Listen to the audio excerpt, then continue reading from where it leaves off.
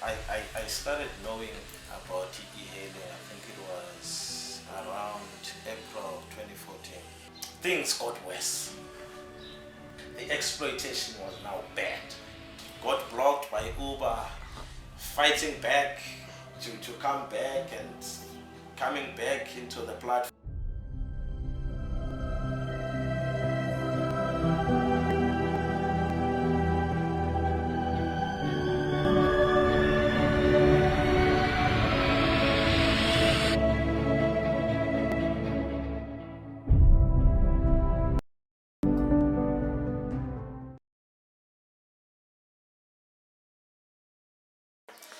Yeah, I think when it comes to regulation, we have done our part.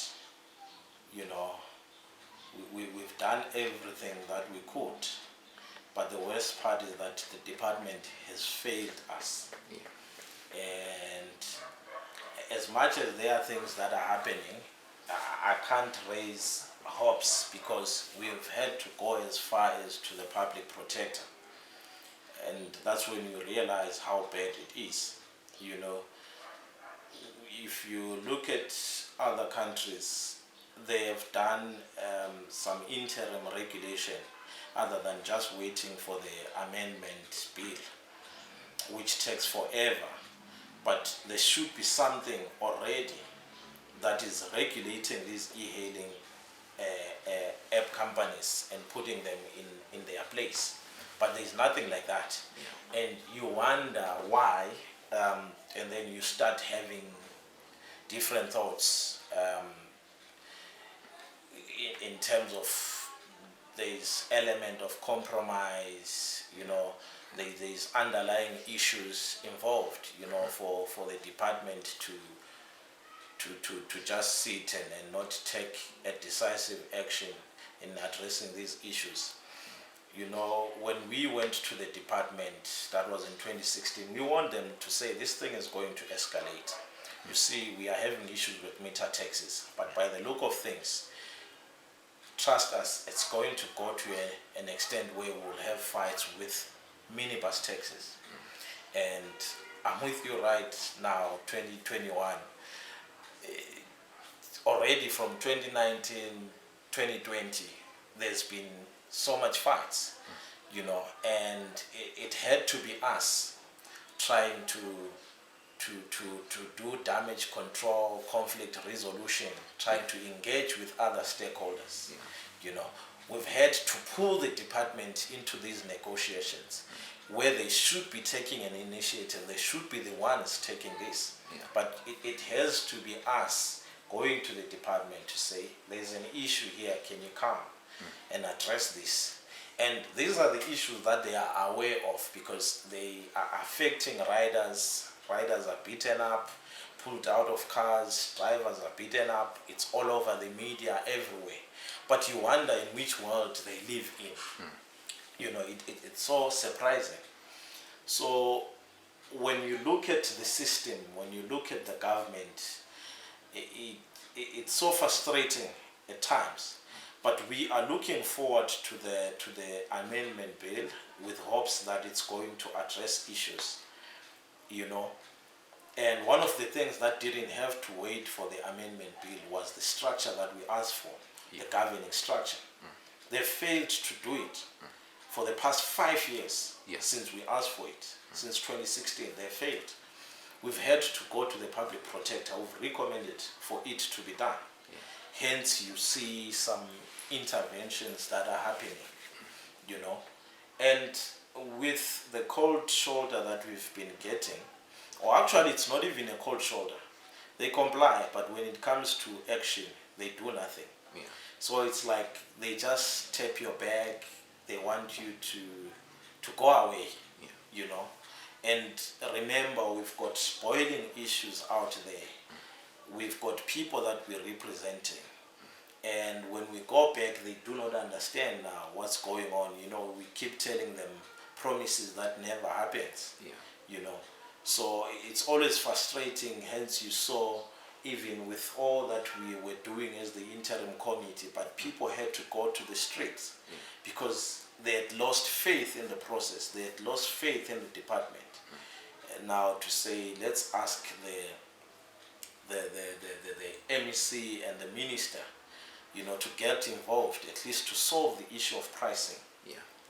We've engaged with Santaco, we've engaged with other stakeholders, trying to resolve issues, and on their side, they have always had a different view. But really, because they are not informed, they had believed that e-hailing is illegal, at which they didn't even know that we do have operating licenses. We've actually applied, you should get your operating license within a space of 3 months to a maximum 6 months. But when you look, there's people that are holding receipt, having complied, done everything, the process, but they haven't got those operating licenses. And trust me, when it comes to compliance, a lot of issues would be solved if compliance was done correctly. There's a lot of issues where you talk about illegal operations, and there's issues where people talk about, no, it's this sector is led by foreign nationals, and all those things. But if you look at the permit system, how permits are allocated, there's certain people that can get permits to operate. But because we've taken compliance and put it aside, it's opening a can of worms whereby all of us are just operating without compliance. And at the end of the day, it's causing this that is happening. Hence, we don't have bargaining power. We don't have control on a business that should belong to us. We own these cars. We are the ones that are operating. We are the ones that incur all these expenses. We are the ones that are providing services to the riders. But we don't have a say. So it's quite interesting that if things were done accordingly, if app companies knew their place, that they are app companies, they just do the part of connecting the rider and the driver, then they leave the rest to us. Trust me, there will be peace, and there will be, I would say, a lot of counterparts will not revolt against e-hailing, but they will join e-hailing. We've done it before with the meter taxis when we took them in. We can do it with the minibus taxis where we can take them in. In townships, we've got 4x1s, Kashimans, all of those. The people that are owning those cars should be given preference to come into the space, because this competition that is coming in is going to affect their business. But if ever you don't do that, you are creating a can of worms.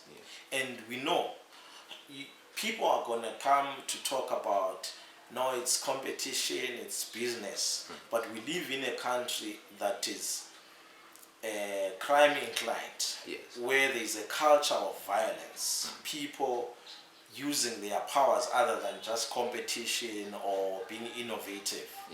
And now you cannot just say, no, I'm doing business, they have to be competitive. But instead of being competitive, they will fight back. And those are lives that will be lost. So you have to be realistic. There has to be mechanism to incorporate everyone. And once you do that, everyone will come into the space. But the bad part is that even the minibus taxis, they've tried to come into the space. Unfortunately, what they've realized is that this space that they've come to, it's full of fire. There's no profit. There's no business like they've known business to be. You understand? And it frustrates them. So now they can't even come into this space. How do you invite people into a space where there's no order, there's no control, there's no profitability? those are the issues that are making it difficult. We've done our part to reach out to all these other stakeholders. Yes. And they are willing to work with us to do e-hailing. Trust me, there is no one who would reject working in the e-hailing. Yes. But the manner in which the conditions are set, Yeah. that's what is creating what you see.